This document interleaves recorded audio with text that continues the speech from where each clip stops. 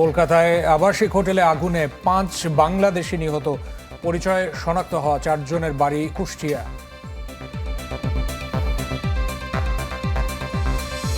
রাষ্ট্রপতি নির্বাচনে নিয়ম রক্ষার ভোট কাল। বঙ্গভবনের নতুন বাসিন্দা হচ্ছেন মির্জা ফখরুল, শুক্রবার সন্ধ্যায় শপথ।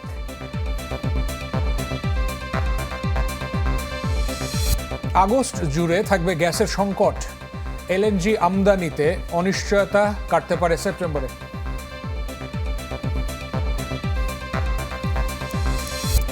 আধুনিক হচ্ছে ৮০ বছরের পুরনো ঢাকা মেডিকেল। একনেকে ৯,৫০০ কোটি টাকায় ১০ প্রকল্প অনুমোদন।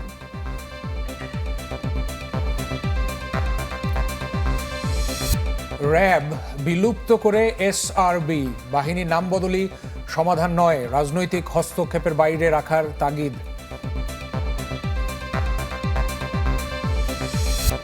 হামে মারা যাওয়া ৮২% শিশু পায়নি পরিপূর্ণ বুকের দুধ। ২-৩ মাসের মধ্যে নিয়ন্ত্রণের আশা স্বাস্থ্যমন্ত্রীর।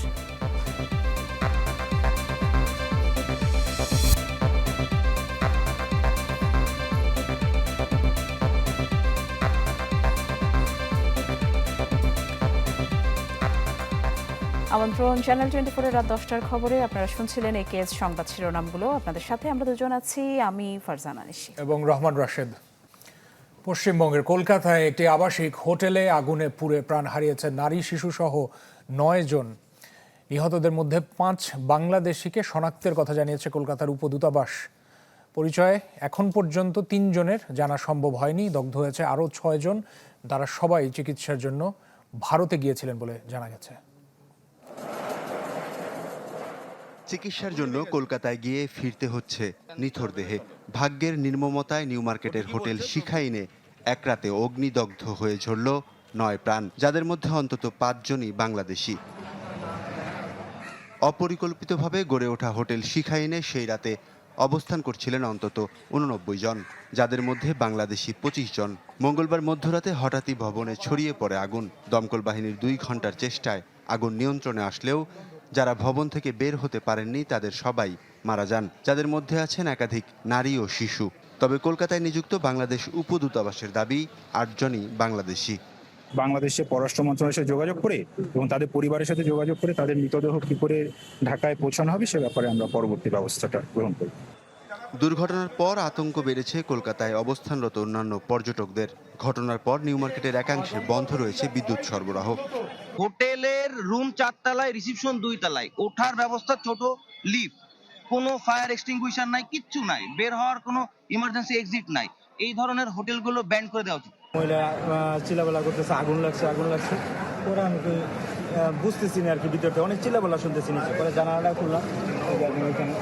आग लगा अचानक से, हम लोग सब दौड़े, हम लोग जितना हो सके फायर ब्रिगेड को फिर हम लोग खबर दिया, न्यू मार्केट थाना, पार्क स्ट्रीट थाना, सब में हम लोग खबर दिया खुद से। দুর্ঘটনাস্থল পরিদর্শন করেছেন পশ্চিমবঙ্গ সরকারের 3 মন্ত্রী সহ ঊর্ধ্বতনরা। অবৈধভাবে গড়ে ওঠা হোটেলের বিরুদ্ধে প্রয়োজনীয় ব্যবস্থা নেওয়ার কথা জানান তারা। ऑफिसर है, फायर फाइटर है, उन्होंने बचा लिया और वो जो रेस्क्यू सेंटर हुआ उधर है। एकदम ठोस कानून सामने नहीं आया, फॉरेंसिक होने के बाद ही हो सकता। কলকাতার এই দুর্ঘটনার মাত্র 2 দিন আগে বীরভূমের তারাপীঠে আরেকটি হোটেলে আগুনে ঘুমন্ত অবস্থায় অন্তত 8 জনের মৃত্যু হয়। ওয়ালিউল্লাহ ফারুক, চ্যানেল 24। এক রাতে নিভে গেল একটি পরিবারের আলো। স্বজন হারানোর শোক আর রেখে যাওয়া স্মৃতি এখন কাঁদাচ্ছে সবাইকে। কলকাতার আগুনে স্ত্রী সন্তান সহ প্রাণ হারানো কুষ্টিয়ার স্থানীয় সাংবাদিক দেবাশিস দত্তের পরিবারে এখন শোকের মাতম।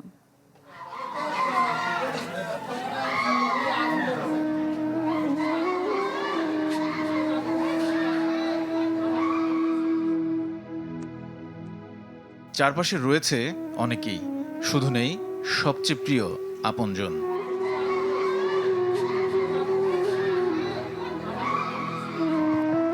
যে মানুষগুলোকে ঘিরে ছিল ছোট্ট মহিমার পৃথিবী, তাদের 4 জনই এখন দূর আকাশের তারা। বাবা মা যে আর কখনোই ফিরবে না, নিদারুণ সে সত্য জানে না শিশুটি। কলকাতার নিউ মার্কেটের মির্জা গালিব স্ট্রিটের আবাসিক হোটেলের ভয়াবহ আগুন কেড়ে নিয়েছে কুষ্টিয়ার সাংবাদিক দেবাশিস দত্ত, তার স্ত্রী আফসানা শারমিন, 3 বছরের সন্তান স্বর্ণশীষ দত্ত এবং শ্বশুর আকরাম হোসেনকে। শুধু শুনলাম যে হোটেলে নাকি আগুন ধরেছিল এবং ওটাতেই পুড়ে গেছে। ও বাবা, আমরা কি ছবিও অবস্থা আছে দেখেছি। রে, ওরে মনিটা, ওরে আমার নাতি। সবাই তার বাবা মা ভেঙে পড়েছে প্রিয় সন্তানকে হারিয়ে। আমরা একজন প্রিয় সংবাদকর্মীকে হারিয়েও কিন্তু আমরা ব্যথিত, শোকাহত। আমাকে মাসি জানে দাও, আমি আর কোনো কথা শুনবো না। আজকের পত্রিকা ও চ্যানেল 9-এর কুষ্টিয়া প্রতিনিধি হিসেবে দায়িত্বে ছিলেন দেবাশিস দত্ত। প্রতিদিন কত শত গল্প মানুষের কাছে পৌঁছে দিতেন যিনি, আজ তার নিজের গল্পটাই কাঁদাচ্ছে সবাইকে। তাৎক্ষণিক নিউজ তৈরি করতে বা খোঁজ নিতে, সত্যতা বের করতে দেবাশিস দত্তর কোনো বিকল্প ছিল না। যদি দু একজন নক্ষত্র ছিল কুষ্টিয়া সাংবাদিক অঙ্গনে, তার ভিতর দেবাশিস দত্ত। দেবাশিসের এই মৃত্যুর যে এটা মেনে নেওয়ার মতো না। চিকিৎসার জন্য গত 3 আগস্ট পরিবারের সদস্যদের নিয়ে ভারতের ব্যাঙ্গালোরে গিয়েছিলেন। ফেরার পথে কলকাতার ওই হোটেলে উঠেছিলেন। একই ঘটনায় প্রাণ হারিয়েছেন সাভারের আমিনবাজারের বেগুনবাড়ি এলাকার আহমেদ বাবু। কসমেটিক্স দোকানের মালামাল কিনতে ভারতে গিয়ে ওই হোটেলের 3য় তলায় উঠেছিলেন বাবু। আগুনে সেখানে প্রাণ হারান 2 সন্তানের এই বাবা।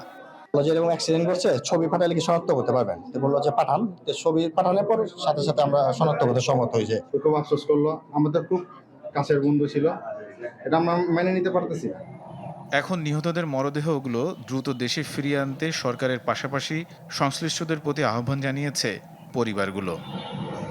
তানিম রহমান, চ্যানেল 24। কলকাতায় নিহত বাংলাদেশিদের মরদেহ শনাক্ত প্রক্রিয়া শেষে দ্রুত দেশে ফিরিয়ে আনা হবে। এক ব্রিফিংয়ে পররাষ্ট্র প্রতিমন্ত্রী শামা ওবায়েদ বলেন, নিহতদের পরিবার চাইলে খরচ বহনের বিষয়টি বিবেচনা করবে সরকার। তো কোর্ট শেষ হলে এবং সব ফর্মালিটিস কমপ্লিট হলে দ্রুততম সময় আমাদের এই মরদেহগুলো আমরা যেন বাংলাদেশে ফিরিয়ে আনতে পারি, সে কাজটা আমাদের কলকাতার মিশন সেই কাজটা করছে। যারা এই দুর্ভাগ্যবশত মৃত্যুবরণ করেছেন তাদের পরিবার যদি খরচ বহন করতে না পারেন তাহলে অবশ্যই সরকার সেটা দেখবে। দীর্ঘ ৩৫ বছর পর আবারও ভোটের মাধ্যমে হতে যাচ্ছে রাষ্ট্রপতি নির্বাচন। কাল জাতীয় সংসদে ভোট দেবেন ৩৪৯ জন সংসদ সদস্য। যেহেতু 2/3 সংখ্যাগরিষ্ঠতা যেহেতু বিএনপির রয়েছে, তাই তাঁদের প্রার্থী মির্জা ফখরুল ইসলাম আলমগীর হচ্ছেন দেশের 23তম রাষ্ট্রপতি। সব প্রস্তুতি ইতিমধ্যে সেরে রেখেছে নির্বাচন কমিশন। সিইসি বললেন যে এই নির্বাচনের দিকে তাকিয়ে রয়েছে বিশ্ববাসী। ১৯৯১ থেকে ২০২৬ মাঝে অপেক্ষা ৩.৫ দশকের। আবারও সংসদ সদস্যদের সরাসরি প্রকাশ্য ভোটে নির্বাচিত হবেন রাষ্ট্রের সর্বোচ্চ ব্যক্তি, রাষ্ট্রপতি। তবে ৯১-এর সাথে এবারে প্রেক্ষাপট ভিন্ন। সংসদে সরকারি দলের ২/৩ সংখ্যাগরিষ্ঠতা। সংবিধানের ৭০ অনুচ্ছেদের বলে চাইলেও নিজ দলের প্রার্থীর বাইরে দেয়া যাবে না ভোট। ফলে বাকি শুধুই আনুষ্ঠানিক ঘোষণার। এটাই হওয়ার কথা। এখন যা হচ্ছে, এখন আগামীতে যারা আবার নির্বাচনে কম্পিট করে আসতে পারবে তখন তারা হয়তো কম্পিটিশন করতে পারবে। কিন্তু এখন প্রার্থিতা দেওয়ার মধ্যে কোনো অসুবিধা নাই, কিন্তু প্রার্থিতা দেওয়া ভালো আমি মনে করি। কিন্তু এখন কম্পিটিশনের ধরন এইরকম, এটা মেনেই প্রার্থিতা দিতে হবে যে বিএনপি তার ওভারওয়েলমিং মেজরিটি আছে, সুতরাং সেই তার প্রার্থী উইন করছে। চট্টগ্রাম 4 আসনে শূন্য থাকায় এবার সংসদে ৩৫০ জনের মধ্যে আছেন ৩৪৯ জন ভোটার। এর মধ্যে বিএনপি দলীয় ২৪৭ আর জামাত নেতৃত্বাধীন 11 দলের ৯০ জন। বাকি 12 জনের 3 জন বিএনপির মিত্র গণসংহতি আন্দোলন, গণ অধিকার পরিষদ ও বিজেপির। ইসলামী আন্দোলনের 1 জন আর বাকি 8 জন স্বতন্ত্র, যারা একসময় যুক্ত ছিলেন বিএনপির রাজনীতিতেই। দিনের কার্যসূচি অনুযায়ী এখন আমি ফলে জয় পরাজয় মীমাংসিত হলেও স্বতন্ত্রদের ভোট কারা টানতে পারে সেটি আপাতত মূল প্রশ্ন। কোন স্বতন্ত্র সদস্য কাকে ভোট দিলেন এটা জানা যাবে, কিন্তু এটা খুব বেশি প্রভাব ফেলবে কি ভবিষ্যৎ রাজনীতিতে আমার তো মনে হয় না। কারণ আমার যেটা আমি আশঙ্কা করছি, যেটা বিরোধী দল মানে স্বতন্ত্র সদস্যরা হয়তো অনেকেই ভোটদানে বিরত থাকবে। ২০ আগস্ট দুপুর 2টা থেকে শুরু হয়ে ভোট চলবে বিকেল 5টা পর্যন্ত। নির্বাচন কমিশন জানাচ্ছে এর জন্য সব প্রস্তুতি চূড়ান্ত। ও ব্যালটের মধ্যে আমার ভোটারের নাম আছে, কাকে দিচ্ছি তাও আবার আমি লিখতেছি, পাশে বসে লিখতেছি। আমি যখন ব্যালটটা পাবো ব্যালটটা গুনবো, তো আমি দেখবো যে মিস্টার এক্স কাকে ভোট দিয়েছে এটা দেখতেছি, কিন্তু আমাদের নর্মাল ইলেকশন কি আপনারা দেখতে পারবেন কে কারে ভোট দিল? সুতরাং এটা ওপেন তো। ভোট শেষে বৃহস্পতিবারে ঘোষণা হবে কে হচ্ছেন বঙ্গভবনের পরবর্তী বাসিন্দা। সেদিনই প্রকাশিত হবে গেজেট। বিজয়ী হবেন তার নামটা ঘোষণা করে দিব, and that is final. Ashikin Prince, channel 24, Dhaka. তারপর আমরা আর শুক্রবার সন্ধ্যা 7:30টায় শপথ নেবেন নবনির্বাচিত রাষ্ট্রপতি। বঙ্গভবনে হবে এই শপথ অনুষ্ঠান। জাতীয় সংসদে সরকার দলীয় সভা শেষে এই তথ্য জানিয়েছেন চিফ হুইপ নুরুল ইসলাম মনিব, যেখানে সভাপতিত্ব করেন প্রধানমন্ত্রী এবং সংসদ নেতা তারেক রহমান। চিফ হুইপ জানিয়েছেন ভোট শুরুর প্রথম 20 মিনিট এবং শেষ হওয়া 5 মিনিট আগে থেকে ফল ঘোষণা পর্যন্ত সরাসরি সম্প্রচার করবে বিটিভি। তাঁর মতে রাষ্ট্রপতি নির্বাচনের মাধ্যমে শুরু হবে গণতন্ত্রের এক ঐতিহাসিক যাত্রা।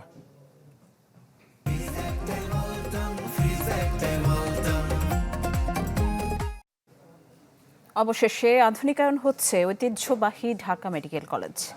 1000 কোটি টাকা ব্যয়ে ঢেলে সাজানো হবে শিক্ষার্থীদের আবাসন, একাডেমিক ভবন সহ পুরো কাঠামো।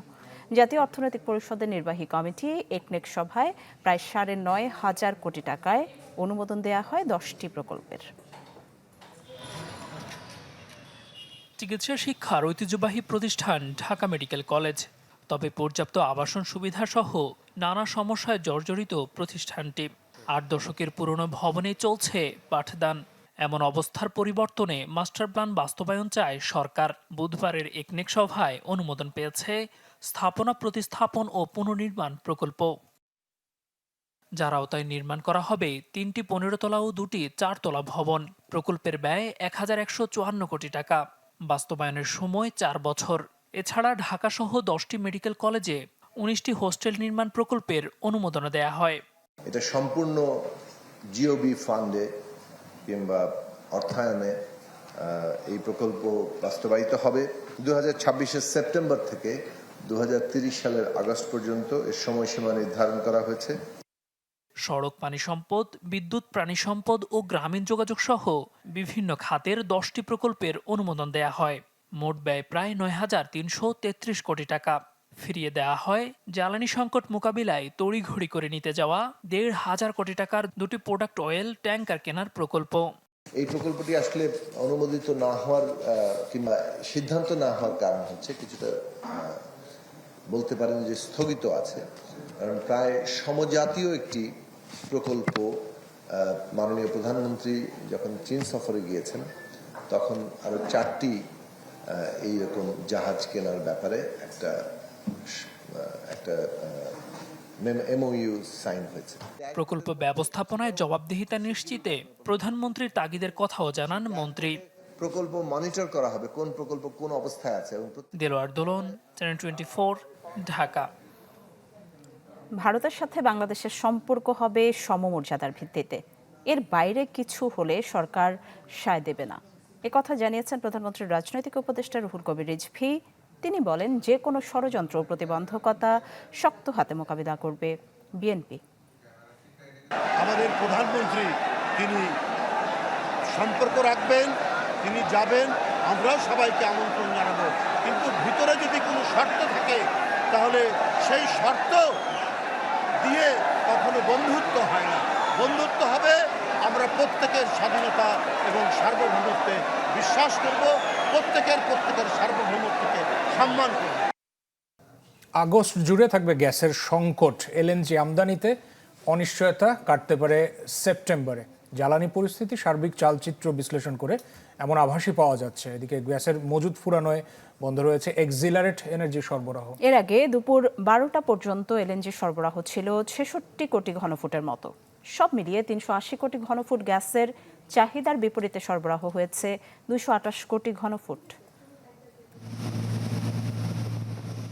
ঠিক 1 মাস আগে 20 জুলাই দেশে এলএনজি বা তরলীকৃত গ্যাসের সরবরাহ ছিল 100 কোটি ঘনফুটের মতো। পরদিন 21 জুলাই ভাসমান টার্মিনালে দুর্ঘটনার পর থেকেই কমতে থাকে সরবরাহ। এর পরের 1 মাসে কিছুতেই আর উন্নতি হয়নি পরিস্থিতির। সরকারের আশ্বাস ফাঁকা বুলি হয়েই রয়েছে। কমেছে শিল্পে উৎপাদন, বাসাবাড়িতে গ্যাস নেই, ফিলিং স্টেশনে দীর্ঘ লাইন, সাথে লোডশেডিং। এ যেন এক সর্বমুখী ভোগান্তি। দেশে প্রতিদিন মোটা দাগে গ্যাসের চাহিদা থাকে ৩৮০ কোটি ঘনফুটের মতো। পেট্রোবাংলার তথ্যে দেখা যায় ১৯ জুলাই দুপুর ১২টা পর্যন্ত সরবরাহ আছে ২২৮ কোটি ঘনফুট। এর মধ্যে ৬৬ কোটি এসেছে এলএনজি থেকে, বাকিটা অভ্যন্তরীণ উৎস। সরকার বলছে কার্গো সংকট মেটাতে চেষ্টা চলছে। আগস্টে দরপত্র ছাড়া 4টি কার্গো আসার কথা থাকলেও আসেনি একটিও। এমন অবস্থায় জরুরি দরপত্রের মাধ্যমে আরও 5টি আনার উদ্যোগ নেওয়া হয়।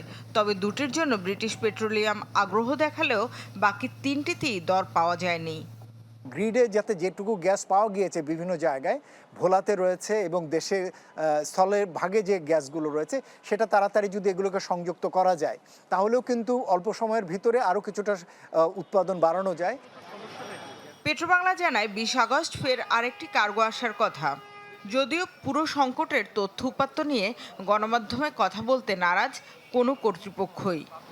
এই 6 মাসে তাদের যে উদ্যোগগুলো নেওয়া দরকার ছিল সেই গ্যাস সংকট সমাধানের জন্য সেই রকম উদ্যোগ না নিয়ে বরঞ্চ সরকারের মধ্যে দেখা যাচ্ছে যে কিছু গোষ্ঠীর স্বার্থ রক্ষা কিংবা তাদের এজেন্ডা বাস্তবায়ন করার জন্য অস্থিরতা বেশি। ধারণা করা হচ্ছে পুরো আগস্ট জুড়েই গ্যাস সংকটের এই ভোগান্তি থাকবে। শামীমা সুলতানা, চ্যানেল 24, ঢাকা।